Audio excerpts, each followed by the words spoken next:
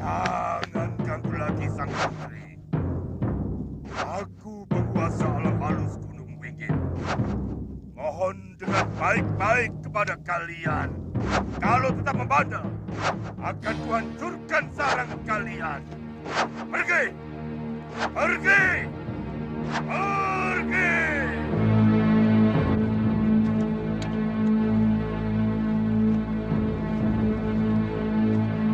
Pergi! Pergi! Pergi! Pergi!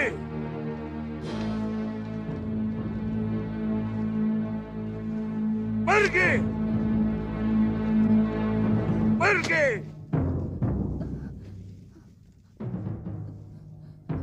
Maaf Gusti Betara, hamba tidak ikut sayembara. Tapi sebagai tabib, hamba terpanggil untuk mengobati Gusti Putri. Kenapa? Anakku cantik sekali.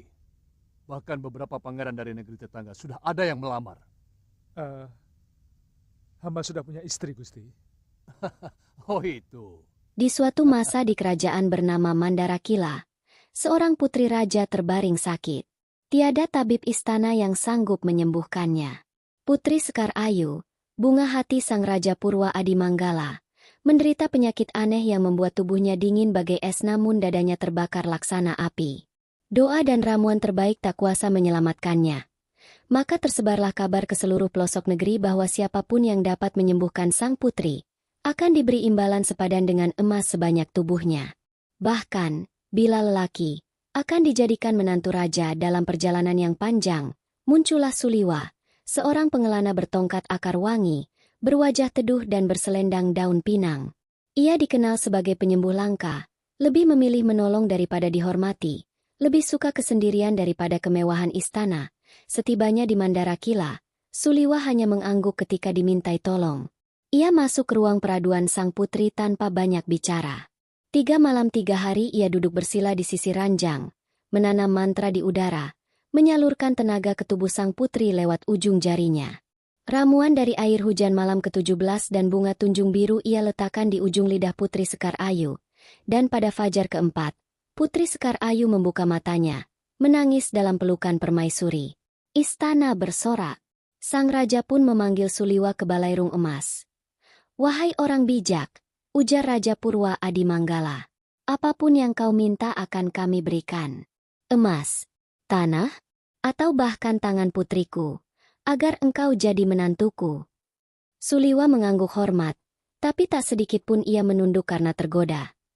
"Hamba tak ingin hadiah, Paduka," ucapnya tenang. "Hamba hanya ingin melihat dunia tetap seimbang. Kesembuhan sang putri adalah bagian dari tugas hamba." Sang raja terkejut. "Setidaknya terimalah pernikahan itu. Putriku sendiri bersedia." Suliwa menatap sang raja dalam-dalam, lalu berkata pelan namun tegas, "Ampun, Paduka. Hamba telah bersumpah untuk menjaga seorang istri." Jauh di dusun kecil, ia menunggu, setia dalam kesederhanaan. Tiba-tiba terdengarlah suara berat namun penuh hormat dari sisi singgasana. "Betul yang dikatakan Suliwa, Paduka." Itu suara Gusti Tumenggung Wiranata, penasehat kerajaan yang bijak. Dia lelaki berbudi. Hamba sendiri menyaksikan pernikahannya 5 tahun lalu, dalam upacara kecil di kaki Gunung Jaladara. Sang raja terdiam lama. Lalu ia mengangguk dengan penuh pengertian. "Sungguh, kami telah berhadapan dengan manusia langka. Tak semua lelaki dapat menolak tahta dan kecantikan, hanya demi menjaga janji dan cinta." Raja lalu memberi Suliwa izin kembali ke perjalanannya, namun titah pun disampaikan. Mulai hari ini, nama Suliwa akan dikenal sebagai Tabib Agung Mandarakila, tanpa perlu menduduki jabatan atau mengenakan mahkota. Namanya akan hidup dalam doa dan pujian rakyat kami. Suliwa hanya tersenyum, membungkuk hormat, dan kembali ke jalan sunyi yang ia pilih, meninggalkan istana, namun membawa kemuliaan yang tak bisa dibeli dengan hadiah apapun.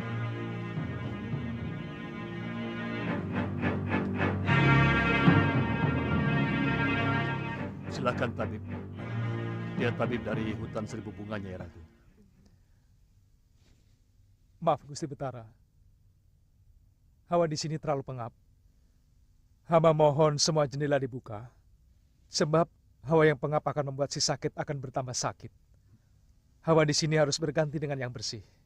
Dayang, buka jendela. Baik, Gusti.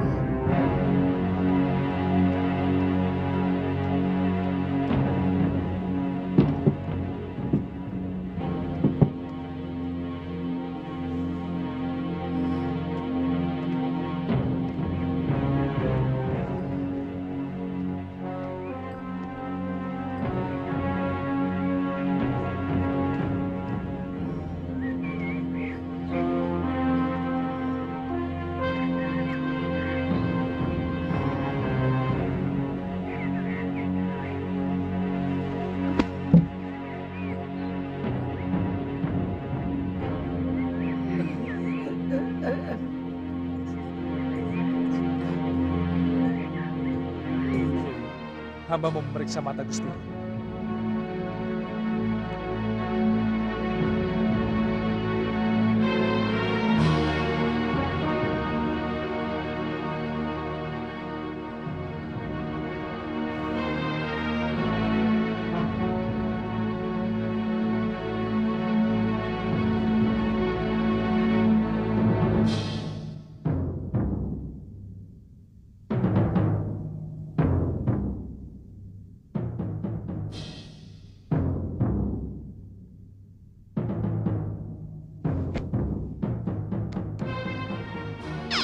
Darah putih telah menyerang darah merahnya, Dewa.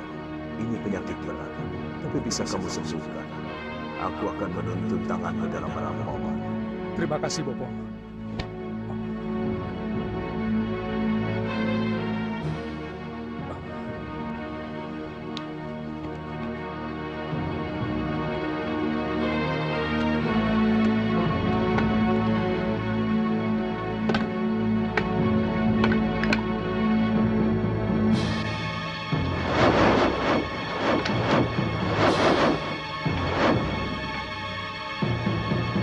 Terima kasih, Bopo.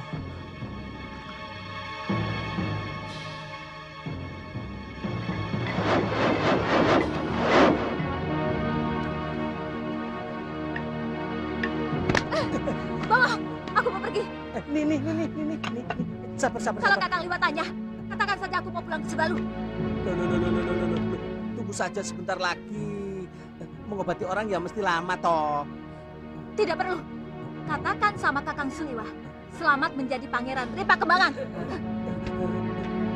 Duh, dipecat aku. Kok jadi begini toh? Nini.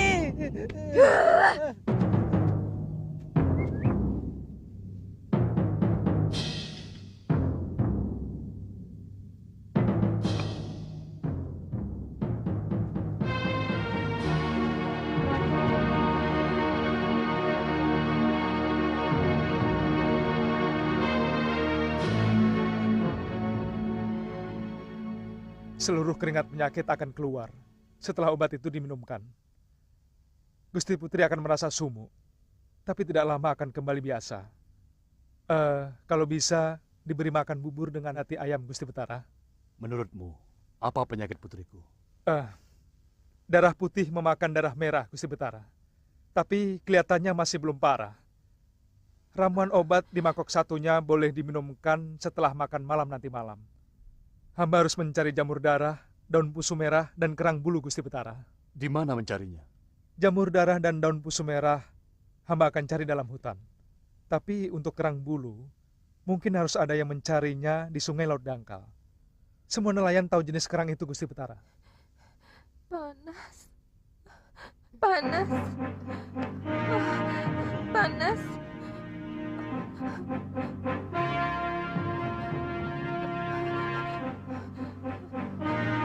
Panas, Bunda.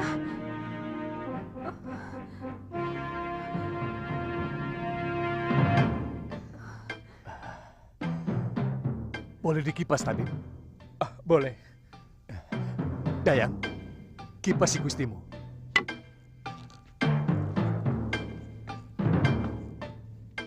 Hamba mohon pamit untuk mencari ramuan itu, Gusti Betara. Dayang, panggil Tumenggung. Baik, Gusti.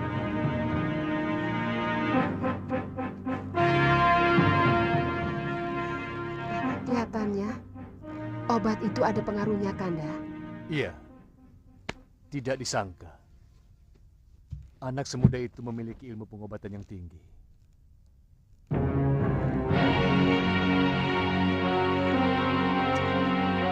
Aduh,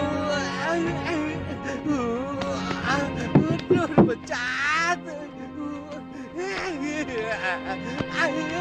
Bongo, Galuh kan? loh mana Galuh? Galuh kan? Iya, mana Galuh? Dia pergi, Tuan. Tidak lama Tuan masuk ke dalam kedaton. Dia kelihatannya gelisah, lalu pergi. Katanya mau pulang ke Padepokan Sugalu. Anak itu selalu bikin masalah. Tapi kan Tuan mau dapat ganti yang lebih cantik. Putri Raja lagi. Daripada si Galuh yang suka purek. Kamu pikir kekasih itu seperti baju yang bisa digonta-ganti seenaknya apa?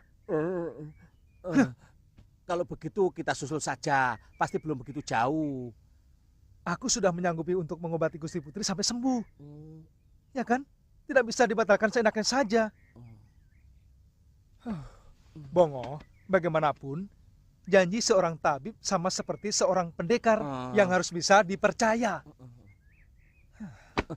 Kita mau kemana, Tuan? Ke hutan, ayo. Ini buat kamu. Ini buat kamu. Ini buat kamu. Dan yang ini buat kamu. Kang, ada perempuan lewat. Kamu yakin dia bukan orang Pakambangan? Saya lihat dia keluar dari keraton sendirian. Sebelumnya mereka datang bertiga. Aku yang pertama. Ya, yang penting kita tangkap dulu. Tapi kita harus hati-hati. Jangan-jangan dia seorang pendekar. Sehebat-hebatnya wanita, kodratnya tetap harus dibawa juga. Ya. Ayo. Tangkap!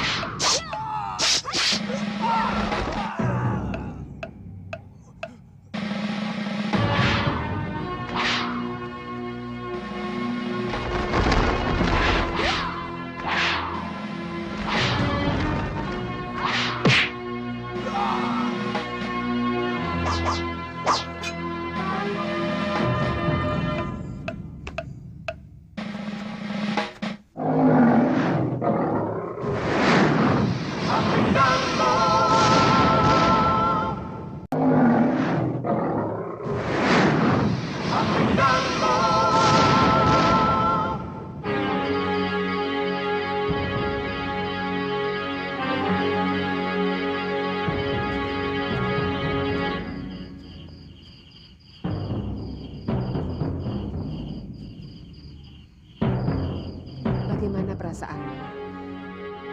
Tubuh saya sudah mulai terasa enteng, Kanjeng Ibu. Syukurlah, itu tandanya kamu sedang Setelah menuju kesembuhannya kesembuhan. yang ajaib, Putri Sekar Ayu seperti terlahir kembali. Namun di lubuk hatinya, masih tersisa pertanyaan.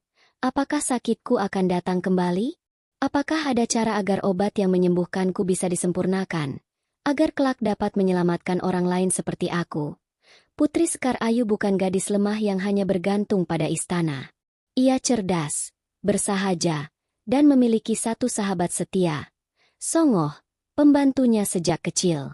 Songoh bukan sekadar pelayan. Ia perempuan sederhana dari desa Sri Gading, namun sangat cermat dalam racik jamu dan memahami bahasa tumbuhan. Songoh, ujar sang putri suatu pagi saat embun masih menggantung di pucuk daun. Suliwa telah menyelamatkanku, namun ia telah pergi. Aku ingin mempelajari ramuan yang ia buat. Kita sempurnakan. Jika suatu hari aku menjadi ratu, aku tak hanya akan duduk di singgasana, tapi juga menyembuhkan. Songoh menatapnya dengan kagum, kemudian mengangguk mantap. Jika Tuan Putri ingin belajar, maka hamba akan membantu segenap hati. Mari kita ke taman belakang, dan mulai dari dasar. Hari demi hari, Songoh dan Putri Sekar Ayu menjelajah hutan kecil di balik istana. Mereka mencatat wangi daun, mencicipi rasa akar, dan mendengar bisikan dedaunan kala senja. Mereka menanam temulawak, tapak leman, dan ciplukan di kebun kecil yang mereka rawat sendiri. Namun ramuan suliwa tidak mudah disalin. Ada bahan yang tidak diketahui, dan metode yang tak tertulis. Maka keduanya mencoba dengan kesabaran dan intuisi. Di sebuah malam purnama, Songoh teringat sesuatu. Hamba pernah mendengar dari nenek hamba, bahwa akar delima hitam jika dicampur dengan embun pertama bulan purnama, akan mengikat daya hidup pada tubuh dan mencegah penyakit datang kembali. Putri Sekar Ayu terdiam sejenak, lalu menatap Songoh penuh harap. Kita coba. Songoh, malam ini juga. Mereka berdua turun ke halaman istana, membawa mangkuk perak dan dedaunan yang baru ditumbuk. Embun pertama ditadah, ramuan diracik perlahan, dan saat fajar menyingsing, warna air ramuan berubah menjadi ungu lembut. Sebuah warna yang belum pernah mereka lihat sebelumnya. Mereka memberinya nama, Wangi Sukma. Ramuan yang bukan hanya menyembuhkan, tapi menenangkan jiwa dan memperkuat tubuh dari dalam Raja Purwa Adi Manggala, yang diam-diam mengamati dari kejauhan, mendekat dan menggenggam tangan putrinya. Sekar Ayu, kau bukan hanya sembuh, tapi telah menjadi cahaya bagi negeri ini. Aku bangga padamu. Dan padamu juga, Songoh, pelayan yang berhati lebih mulia dari bangsawan manapun. Ramuan Wangi Sukma pun kelak disebarkan ke seluruh negeri, tak dijual, tapi dibagikan secara cuma-cuma kepada rakyat. Nama Putri Sekar Ayu dan Songoh harum di antara para ibu, anak-anak, dan petani yang mulai merasakan manfaatnya, dan di sebuah malam yang tenang, Putri Sekar Ayu menuliskan pada gulungan lontar. Kesembuhan adalah anugerah, tapi berbagi kesembuhan adalah tugas para jiwa luhur. 6, kan artinya Tuan harus menjadi suaminya toh. 9. Saya kan tidak ikut sayembara, Ngoh. Saya bekerja sebagai tabib biasa. Gusti putrinya tidak cantik ya? Sangat cantik. Lah kok Tuan nolak? Aku kan sudah punya Galuh Parwati. Sayang. Sayang kenapa? Sayang bukan saya yang bisa mengobati Gusti Putri. Kalau saya, keturunan saya kan bisa sedikit tertolong. Tertawa.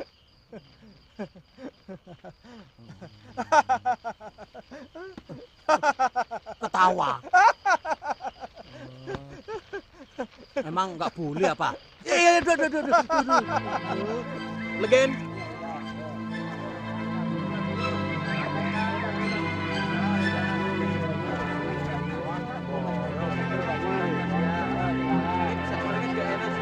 Galuh! Galuh! Tantri? Di tepian hutan Wanasaba yang tenang, duduklah seorang perempuan muda berselendang hijau pupus.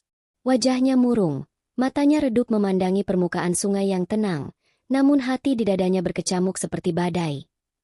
Ia adalah Galuh Parwati, gadis pemberani dari perguruan Sugaluh, murid utama yang terkenal akan ketajaman nalarnya dan keluasan geraknya. Tapi hari itu, bukan pedang atau siasat yang mengusik pikirannya yang mengganggu hati Galuh Parwati, adalah Suliwa lelaki penyembuh itu, yang pernah menyelamatkannya dari racun ular cangkring, yang diam-diam mengisi relung hatinya, kini tengah dijodohkan dengan Putri Sekar Ayu, putri Raja Mandarakila. Apa artinya segala pengorbananku di sisi Suliwa? Bisiknya lirih. Jika pada akhirnya ia akan dijadikan menantu raja, apakah perasaanku hanya akan berakhir menjadi abu? Suara langkah mendekat membuatnya menoleh. Tampak dua sahabatnya muncul dari celah pepohonan. Kaliana Tantri, pendekar perempuan dari tanah Tumaritis, dan Aditya, pendekar muda berdarah bangsawan yang tenang dan bijak, Parwati. Kaliana Tantri menghampiri dengan langkah ringan namun penuh empati. Kami mencarimu. Ada apa denganmu? Galuh Parwati menghela napas, mencoba menyembunyikan air matanya. Namun Kaliana sudah tahu. Aditya hanya diam dan berdiri tak jauh, memberi ruang bagi dua sahabat perempuan yang saling memahami lewat batin. Suliwa, ucap Galuh pelan. Kau pasti sudah dengar. Ia akan dijodohkan dengan sang putri. Aku tidak bisa membencinya. Tapi aku juga tak sanggup membayangkan hari itu terjadi. Kalyana Tantri duduk di sisinya, lalu menggenggam tangan Parwati. Parwati, ucap Kalyana lembut. Dalam hidup seorang pendekar, kadang luka di hati lebih sulit diobati daripada luka di tubuh. Tapi dengarkan aku. Suliwa adalah lelaki mulia. Jika ia memang ditakdirkan untukmu, tidak ada tahta atau janji istana yang bisa memisahkan. Tapi jika takdirnya bukan untukmu, bukan berarti cintamu sia-sia. Galuh menunduk. Air matanya jatuh ke punggung tangannya. Tapi Kalyana melanjutkan, suaranya lebih dalam. Kau bukan perempuan biasa. Kau Galuh Parwati, yang tidak pernah mundur dari gelombang, yang bisa menghadapi angin ribut di medan laga. Jangan biarkan kesedihan ini mencabut kebijaksanaanmu. Dan, jangan lupakan, bahwa cinta tidak harus dimiliki untuk menjadi kekuatan. Aditya menambahkan dari belakang, dan siapa tahu, kebenaran tentang perjodohan itu tidak seperti yang didengar orang. Suliwa, setahuku, bukan orang yang bisa dibelokkan hanya karena tawaran istana. Kalyana tersenyum, menatap Galuh lembut. Aku tahu luka ini belum sembuh. Tapi percayalah, kau tidak sendiri. Kami di sini. Galuh Parwati memejamkan mata. Kata-kata Kalyana menyentuh bagian terdalam hatinya. Perlahan, ia mengangguk, menghapus air mata di pipinya. Terima kasih, Kalyana. Terima kasih, Aditya. Aku hanya butuh waktu. Tapi aku tahu, aku tak akan hancur. Aku akan tetap berdiri. Mereka pun duduk bertiga di bawah langit senja. Tak lagi bicara soal perjodohan. Tak lagi berbicara tentang luka. Hanya tentang persahabatan, perjalanan, dan masa depan yang masih terbuka luas. Dan berhak mengawini sang putri sebagai istrinya. Itulah hadiah yang dijanjikan dalam war-war sayembara itu.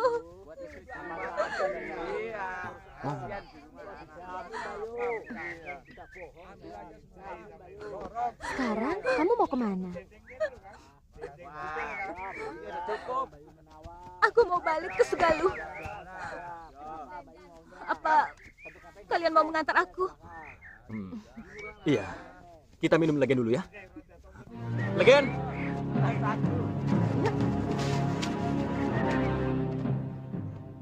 Nah, itu tabibnya, Metri. Mana? Itu.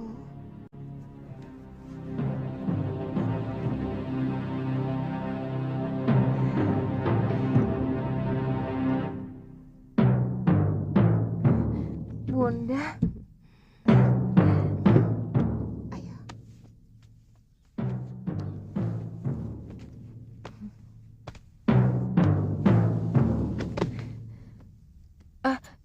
Jangan menyembah kepadaku, tabib. Maaf Gusti Putri. Akulah yang seharusnya menyembah Tuan. Karena Tuan telah mengembalikan semangat hidup saya. Tenaga saya. Setelah berbulan-bulan berjuang, akhirnya Suliwa berhasil menyempurnakan pengobatan untuk Putri Sekar Ayu. Ramuan terakhir, yang diraciknya sendiri dari akar delima hitam dan embun purnama, memulihkan seluruh daya hidup sang putri. Tak hanya sembuh, Sekar Ayu kini memiliki kekuatan dan kejernihan pikiran yang lebih dari sebelumnya. Rakyat Mandarakila bersuka cita. Di seantero negeri, nama Suliwa kembali dielu-elukan sebagai tabib agung. Namun di balik kegembiraan itu, awan gelap mengendap di balik dinding istana hari itu. Di Balairung Agung, Raja Purwa Adimanggala mengundang Suliwa untuk menghaturkan rasa terima kasihnya. Tapi yang datang bukan hanya sang raja dan Putri Sekar Ayu, melainkan juga seorang lelaki tua bersorban gelap, Ki Madra sang dukun istana, yang dulu gagal mengobati sang putri. Wajah Ki Madra tampak penuh dendam. Ia berdiri di sisi kanan raja, dan sebelum raja sempat bicara, ia berseru lantang, "Wahai Suliwa, jangan pikir kau bisa pergi begitu saja. Dahulu, sebelum ramuanku digunakan, kau hanya datang menyelesaikan apa yang telah kubuka jalannya. Maka, berdasarkan perjanjian rahasia antara sang raja dan aku, siapapun yang berhasil menyembuhkan putri, harus menyerahkan diri untuk tunduk pada kehendak istana. Putri Sekar Ayu terkejut. Ayahanda, benarkah itu? Raja Purwa Adimanggala terdiam. Matanya berat. Ada janji itu, putriku. Namun, saat itu kami putus asa. Dan kini, dukun istana menuntut agar Suliwa menyerahkan ilmunya, atau menjadi milik istana seumur hidup. Suliwa berdiri tenang. Tongkat kayu di tangannya tertancap ke lantai. Suaranya lembut, tapi bergaung. Aku tidak pernah mengikat janji dengan siapapun. Aku datang untuk menolong, bukan untuk dibeli.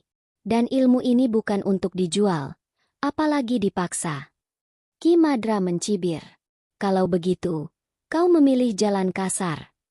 Dengan satu gerakan cepat, ia mengangkat tongkat runcing bertatahkan batu hitam dan melemparkan semburan asap hijau ke arah Suliwa. Asap itu berubah menjadi ular-ular gaib yang menyerang dari segala penjuru. Tapi Suliwa hanya mengangkat tangan kirinya. Dari telapak tangannya menyembur cahaya keemasan yang membelah kabut hitam itu. Ular-ular sihir menguap jadi debu. Ki Madra melompat maju, menyerang dengan ilmu Raja Setan Langit, menggetarkan tiang istana. Namun Suliwa melangkah maju satu tapak, lalu mengetuk tanah dengan tongkatnya. Tep, seketika tanah bergetar. Gelombang cahaya putih menjalar dari kaki Suliwa dan menelan seluruh ruangan. Ki Madra terlempar ke belakang dan jatuh terduduk, pakaiannya hangus, matanya gemetar. Ilmu yang dipakai untuk memaksa dan menipu, akan kalah oleh niat tulus dan kejujuran, kata Suliwa, menatapnya dingin namun penuh belas kasihan. Sang raja berdiri, penuh haru dan malu. Ampunilah kami, Suliwa. Aku, yang dulu menawarimu hadiah dan janji, kini sadar, kau bukan tabib biasa. Kau adalah penjaga keseimbangan dunia. Putri Sekar Ayu mendekat dan membungkuk hormat. Terima kasih, Suliwa. Bukan hanya karena aku sembuh, tapi karena kau telah menunjukkan arti dari kehormatan sejati. Suliwa hanya mengangguk. Tugasku telah selesai. Tapi ingatlah, tak ada ilmu yang sakti jika tak dilandasi hati yang bersih. Ia pun berjalan pergi, meninggalkan balairung yang sunyi, namun penuh hormat, dan sejak hari itu, sebuah prasasti berdiri di gerbang istana Mandarakila. Ilmu tanpa pamrih adalah cahaya yang tak dapat dipadamkan oleh keserakahan manapun. Memiliki seorang suami yang mampu mematuhi janji. Tabib Liwa, kapan rencanamu berangkat ke Sugalu, Tabib Liwa? Segera, Gusti Betara. Segera? Hamba sudah membuatkan tablet obat untuk Gusti Putri selama 1 sasi. Mudah-mudahan tidak akan muncul gangguan penyakit lagi. Ampun, Gusti. Ampun, Gusti. Ada apa, Bengkali? Gusti Temenggung dan Rakyat Patih menunggu kedatangan Gusti Betara di bangsal penghadapan. Juga seorang dukun yang pernah ikut sayembara. Aku akan ke sana. Ada apa lagi dukun itu kemari? Tabib Liwa. Iya, Gusti. Mari ikut saya ke balai penghadapan. Baik, Gusti. Jangan lupa minum obatnya.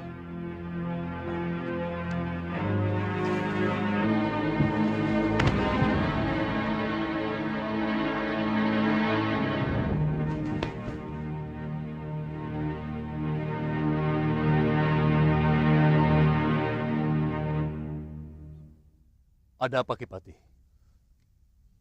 Dukun ini mengaku telah menyembuhkan Gusti Putri Maitri.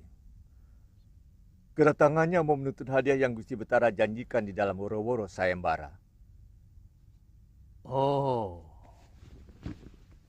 bagaimana Ndika yakin telah berhasil menyembuhkan putri saya? Begini, Gusti. Hamba telah mengusir lelembut dari Gunung Wingit yang mengganggu Gusti Putri. Hamba hancurkan sarangnya sehingga mereka menyerah. Terus? Mereka ketakutan dan langsung meninggalkan garba Gusti Putri. Sehingga hamba mendengar Gusti Putri sudah sembuh dari sakit yang telah mereka bikin. Dengar? Iya, Gusti. Dari siapa kamu mendengar?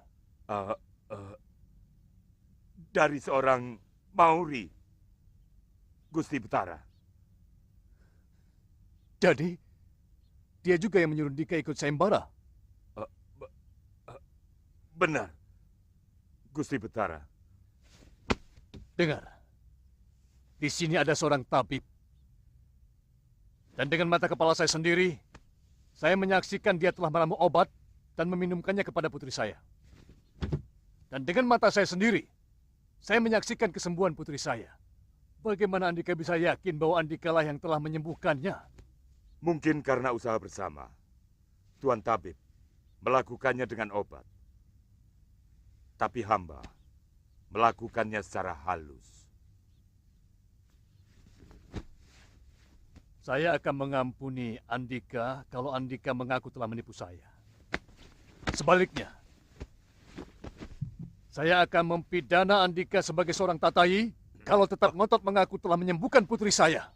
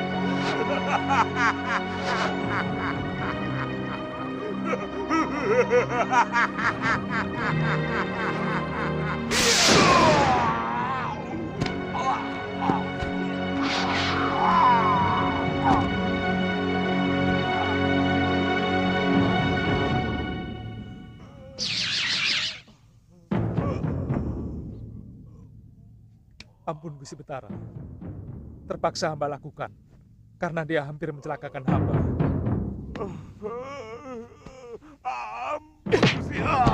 Kamu telah melakukan setumpuk kesalahan.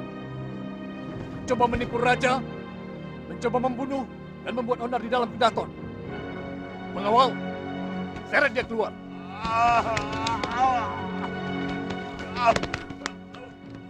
Kalau bisa bertahan hidup, hukum dia seberat-beratnya. Tapi, kamu telah melakukan hal yang tepat. Ternyata kamu juga seorang pendekar. Sebenarnya, saya akan sangat bahagia kalau kamu mau menjadi menantu saya. Ampunkan hamba, Gusti Betara. Hamba masih menjunjung tinggi tugas dari Gusti Prabu Angling Dharma. Jadi Andika seorang tanda, atau mungkin seorang Nayaka Negeri Malwapati. Saya sangat kagum terhadap rajamu, yang sangat bijak dan dermawan. Hamba hanyalah bawahan biasa, Gusti Betara. Hanya kebetulan Gusti Prabu Angling Dharma adalah kakak seperguruan hamba di Padepokan Sugalu. Oh, iya, iya. Saya pernah mendengar nama harum Padepokan yang berada di daerah kekuasaan sepupu saya. Tisdayu, bukan? Benar, Gusti Betara.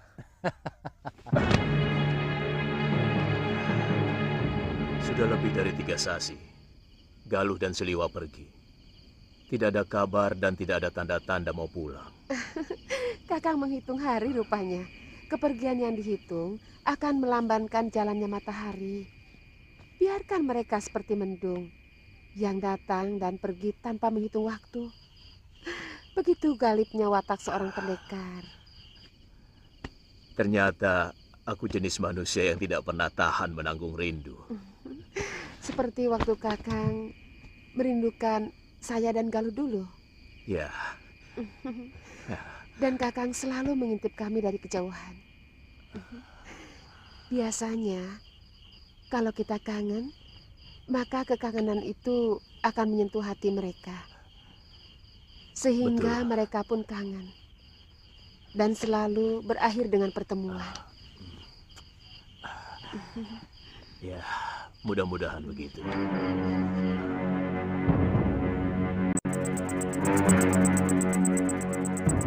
Komo, kita sewa perahu dengan nelayannya. Mungkin dengan sedikit lebih mahal, mereka mau mengantar kita ke Sedayu. Dan dari sana, kita menyusuri sungai sampai ke Padepokan Sugalu. Bisa lewat laut, Tuan. Bisa? Dulu saya pernah bersama Gusti Prabu Anglingdarma. Itu lebih bagus. Di tengah laut kita sebarkan abu tulang siluman-siluman serigala ini. Sekaligus bertemu dengan ini Galuh.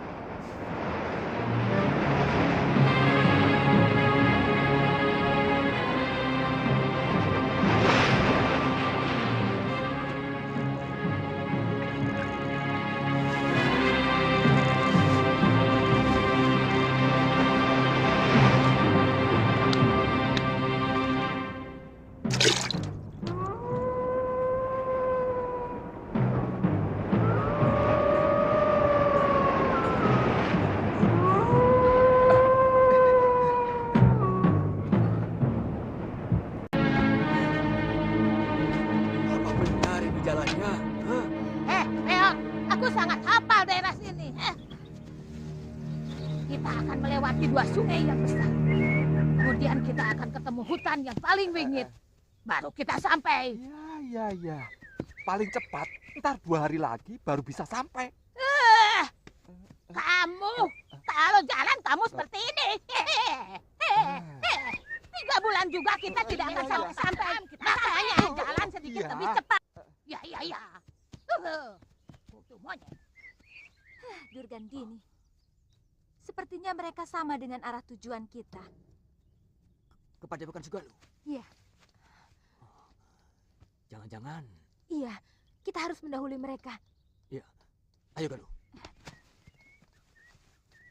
Nyai bilang, sebagai anak tiri, Masura sebenarnya tidak pernah jahat kepada Nyai. Tapi kenapa mau dihancurkan? Mahasura terlalu murah mengobrol ilmu Dasendria pada murid-muridnya. Sehingga ilmu ciptaan suamiku itu menjadi ilmu pasaran. Aku harus menghentikannya. Bakar! Belum matang. Itu memang cara yang paling mudah. Ada cerita seorang raja yang ingin memberantas kemiskinan dengan membunuh ribuan orang miskin di Kutaraja.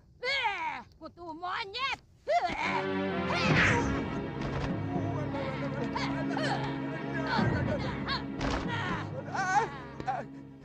Kamu kubiarkan hidup untuk menghibur aku. Iya. Bukan untuk menyindir. Aku cuma memberi contoh. Apa? Weleh, pengkormu apa? Iyo, bagi orang seumur kita ini lebih baik mengambil jalan yang termudah. Sebab cara lain itu akan memakan waktu bertahun-tahun. Sementara kita ini sudah bau tanah. Ya, sudah tua, bau tanah. Kurang ajar, kamu pikir aku sebentar lagi masuk liang kubur? Kutukan.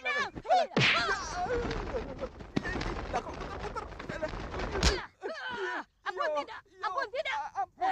Sekali lagi kau sindir aku, kupatahkan kakimu ini. Ampun tidak. Ampun, sumat mulut busukmu itu.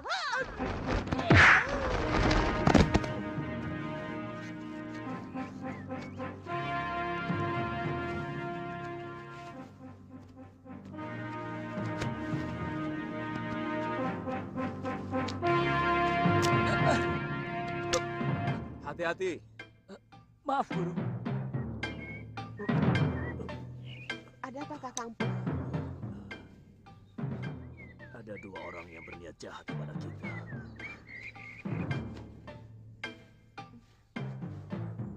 Yang seorang tidak asing bagi rumah ini.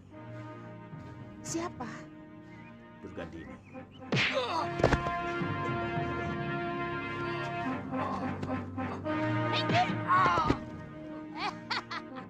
Mahasura, kita ketemu lagi. Ya, seperti katamu, aku memang sudah dikenal di sini. Masura, kau telah mengobral ilmu Dasendria menjadi ilmu kacangan yang setiap orang bisa memilikinya. Aku tidak akan membiarkan ilmu ajaib milik suamiku itu menjadi sampah. Kau mengerti? Jangan sebut lagi Romo Suryapati sebagai suamimu, Nyai. Satu yang paling disesali ayahku sampai kematiannya adalah telah mengawini perempuan binal seperti kamu. Dan diam-diam, kamu telah mencuri kitab ilmu Rengka Gunung yang sengaja dibuang oleh Romo Empu.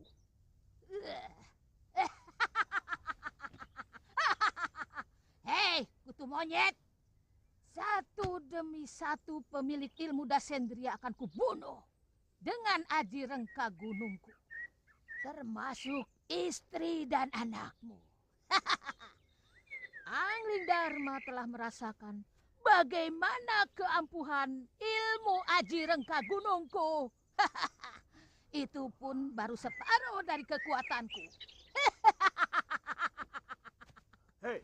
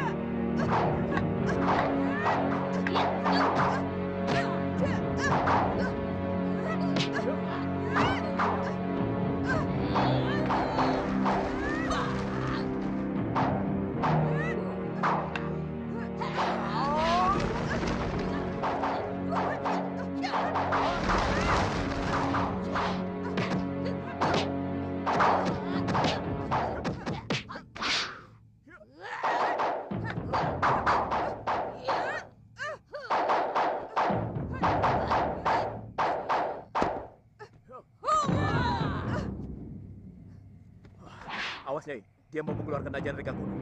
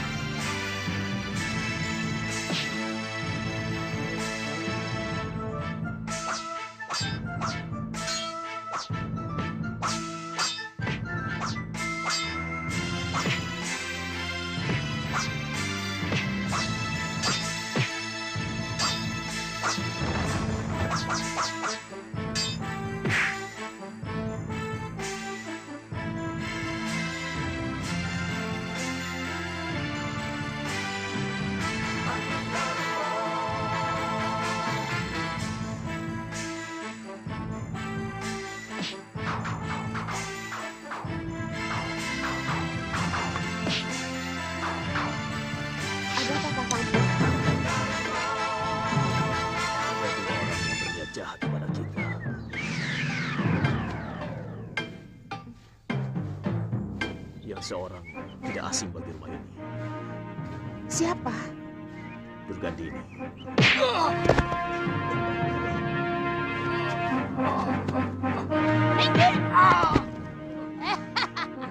Mahasura, kita ketemu lagi. Ya, seperti katamu, aku memang sudah dikenal di sini. Mahasura, kau telah mengobral ilmu Dasendria menjadi ilmu kacangan yang setiap orang bisa memilikinya. Aku tidak akan membiarkan ilmu ajaib milik suamiku itu menjadi sampah. Kau mengerti? Jangan sebut lagi Romo Suryapati sebagai suamimu, Nyai. Satu yang paling disesali ayahku sampai kematiannya adalah telah mengawini perempuan binal seperti kamu. Dan diam-diam, kamu telah mencuri kitab ilmu Rengka Gunung yang sengaja dibuang oleh Romo Empu.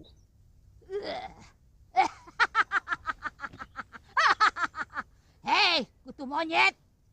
Satu demi satu pemilik ilmu Dasendria akan kubunuh dengan aji Rengka Gunungku. Termasuk istri dan anakmu. Angling Dharma telah merasakan bagaimana keampuhan ilmu aji Rengka Gunungku. Itu pun baru separuh dari kekuatanku. Hei.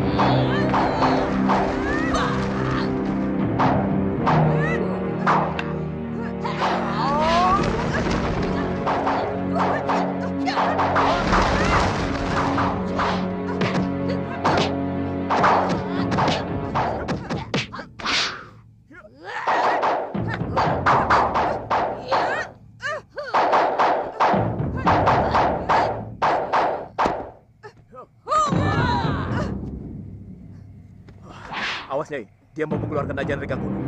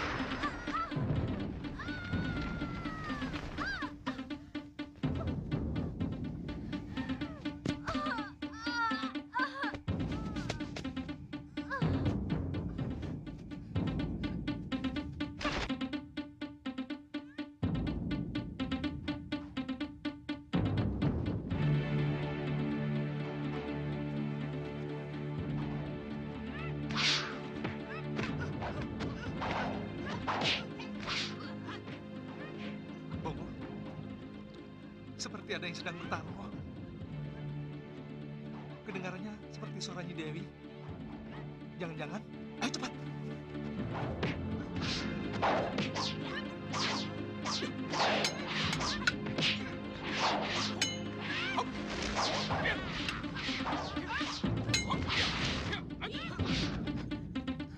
Bopo dan Galuh kena rengkak gunung.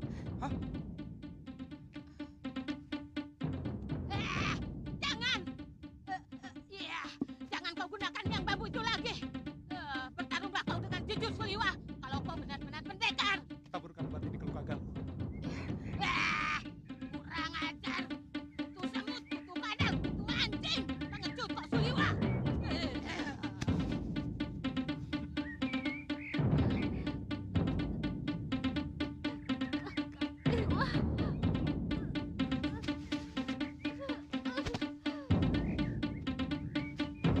Galuh!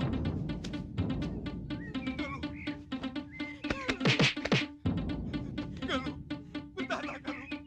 Bagaimana ini semua? Jangan pergi, Galuh! Galuh! Galuh! Biung! Jangan tinggalkan Biung, Galuh! Galuh!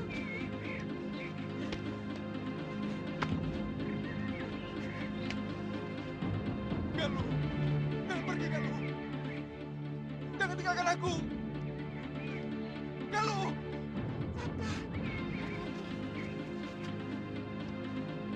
Hati-hati. Galuh! Jangan tinggalkan aku, Galuh!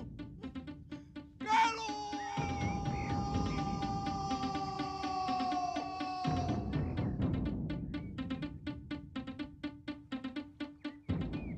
Ada apa, Nyai? Kenapa kok Nyai kelihatan takut melawan titisan Batara Surya? Aku bukan takut. Dia itu licik. 2 kali dia mengacaukan aji rengka gunung yang mau kukeluarkan. Kamu tahu, kalau kekuatan ajian itu sudah... Matahari condong ke barat saat angin lembut menerpa dedaunan di kaki Gunung Kilinsir. Tempat Sudawira tumbuh dan berlatih sejak kecil.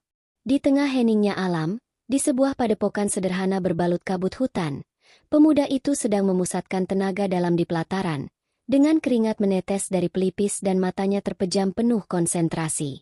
Sejak tragedi yang merenggut banyak tokoh besar, Sudawirat bertekad menempa dirinya dalam kesunyian, jauh dari gemerlap nama dan politik para pendekar. Namun, hari itu menjadi titik awal dari perubahan besar dalam hidupnya. Tiba-tiba, terdengar langkah kaki berderap ringan namun berwibawa di gerbang batu tua padepokan. Seorang penjaga tua yang dulu merupakan sahabat ayahnya segera berlari masuk. "Wirat, ada tamu, mereka bukan orang sembarangan," ujar sang penjaga. Dengan sigap Sudawirat berdiri dan mengenakan jubah latihannya. Di hadapannya, 3 sosok sudah berdiri, mengenakan pakaian khas para pendekar perantau. Wajah mereka tua namun penuh cahaya pengalaman. Aura ketenangan memancar dari sorot mata mereka. Yang pertama maju, seorang lelaki tinggi dengan rambut keprakan dan sorban lusuh, memperkenalkan diri dengan suara berat. "Namaku Ki Dandapala. Dulu aku sahabat ayahmu. Ini Nyai Mayang Wulan, ahli jurus tangan kosong dari Selat Utara. Dan ini, Ki Sembada Banyu, pewaris aliran Halilintar Langit." Sudawirat menunduk hormat. "Selamat datang, para sesepuh. Maaf tempat kami sederhana." Ki Dandapala tersenyum tipis. "Kami datang bukan untuk dijamu. Kami datang untuk menepati janji lama." Nyai Mayang Wulan melangkah maju. "Kau adalah anak dari pendekar yang telah menyelamatkan banyak jiwa. Sudah lama kami menyepakati, bila kau telah cukup umur, maka ilmu kami adalah hakmu, bila kau mau menerimanya." Sudawirat tertegun. Ia ingat betul cerita almarhum gurunya, bahwa suatu hari akan datang para pendekar lama yang pernah bersumpah akan menurunkan warisan mereka padanya. Tapi ia tak menyangka harinya datang secepat ini. "Aku merasa belum layak," ucapnya lirih. Ki Sembada Banyu tertawa pelan. "Tak ada pendekar sejati yang merasa dirinya pantas. Justru karena itulah kau layak." Ki Dandapala kemudian mengeluarkan gulungan kain kuno dan membuka isinya. 3 pusaka kecil berbentuk simbol naga, angin, dan petir. Masing-masing adalah lambang dari 3 aliran besar yang telah lama menghilang dari permukaan dunia persilatan. Ini bukan hanya tentang mewarisi jurus, tapi juga menjaga cahaya lama dari gelap yang akan datang kembali, ujar Ki Dandapala serius. Malam itu, Sudawirat duduk bersama 3 pendekar tua, dan dimulailah pengajaran tahap awal. Di balik kilatan api unggun, terdengar lirih mantera-mantera kuno, gerakan-gerakan dasar yang mengandung rahasia langit dan bumi, dan wejangan tentang batas antara kekuatan dan kebijaksanaan.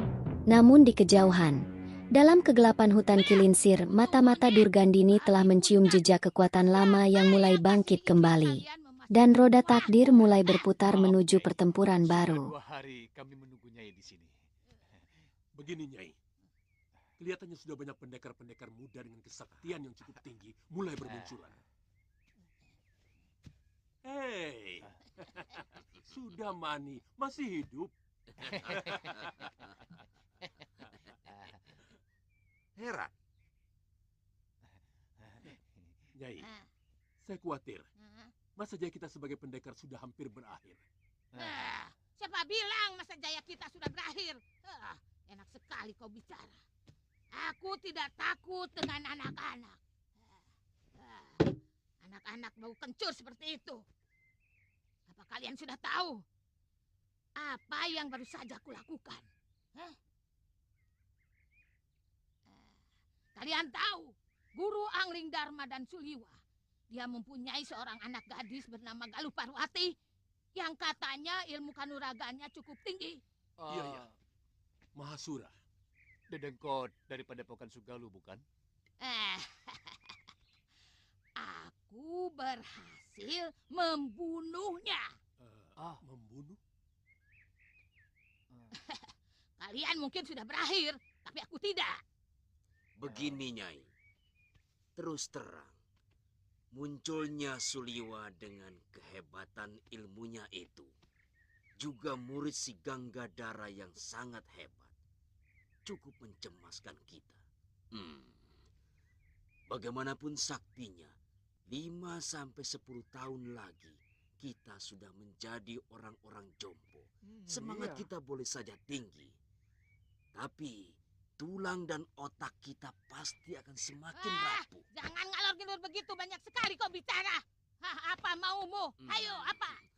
Kita harus mempersiapkan seorang jago, Nyai. Jago dari segala jago.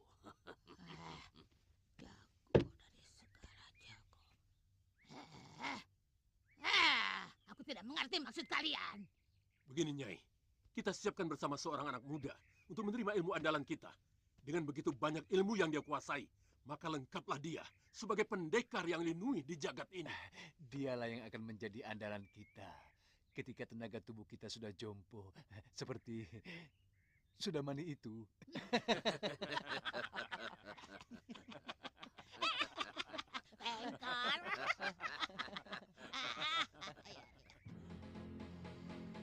Jago dari segala jago.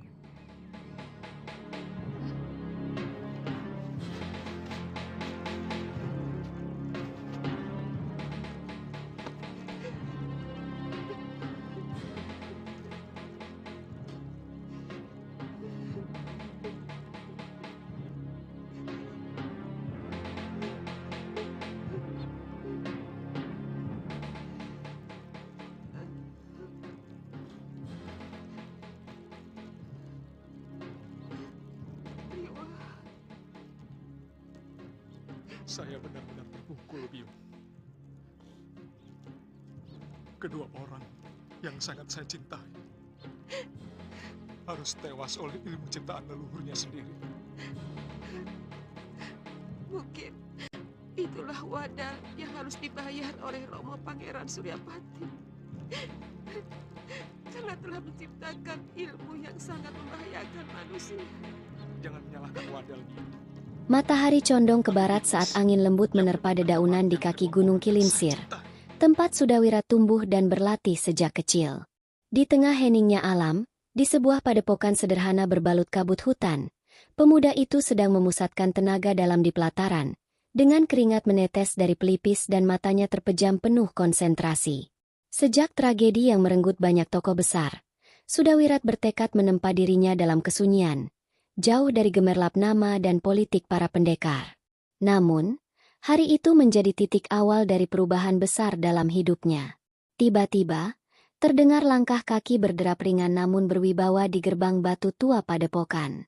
Seorang penjaga tua yang dulu merupakan sahabat ayahnya segera berlari masuk. "Wirat, ada tamu, mereka bukan orang sembarangan," ujar sang penjaga. Dengan sigap Sudawirat berdiri dan mengenakan jubah latihannya. Di hadapannya, 3 sosok sudah berdiri, mengenakan pakaian khas para pendekar perantau. Wajah mereka tua namun penuh cahaya pengalaman. Aura ketenangan memancar dari sorot mata mereka. Yang pertama maju, seorang lelaki tinggi dengan rambut keprakan dan sorban lusuh, memperkenalkan diri dengan suara berat. "Namaku Ki Dandapala. Dulu aku sahabat ayahmu. Ini Nyai Mayang Wulan, ahli jurus tangan kosong dari Selat Utara. Dan ini, Ki Sembada Banyu, pewaris aliran Halilintar Langit." Sudawirat menunduk hormat. "Selamat datang, para sesepuh. Maaf tempat kami sederhana." Ki Dandapala tersenyum tipis. "Kami datang bukan untuk dijamu. Kami datang untuk menepati janji lama."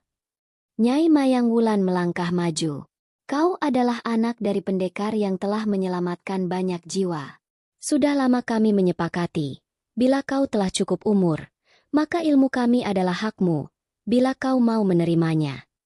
Sudawirat tertegun.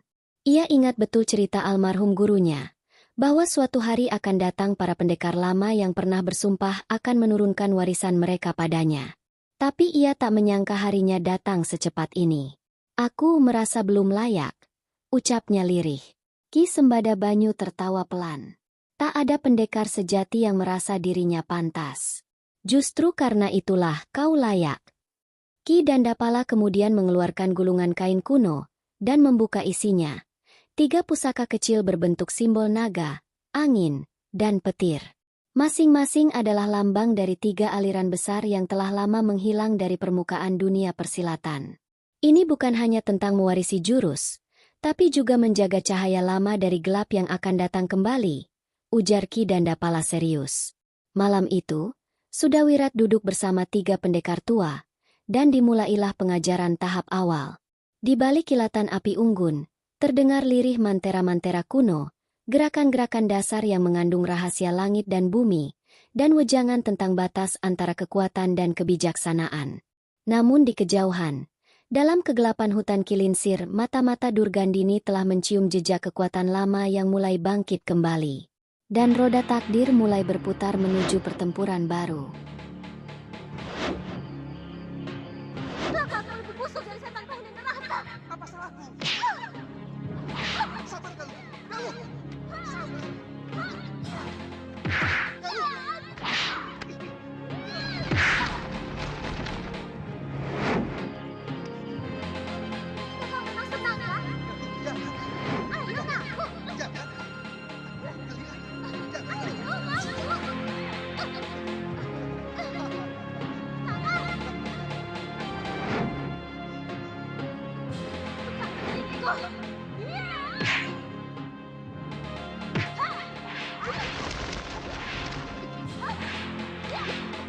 Sabar, sabar.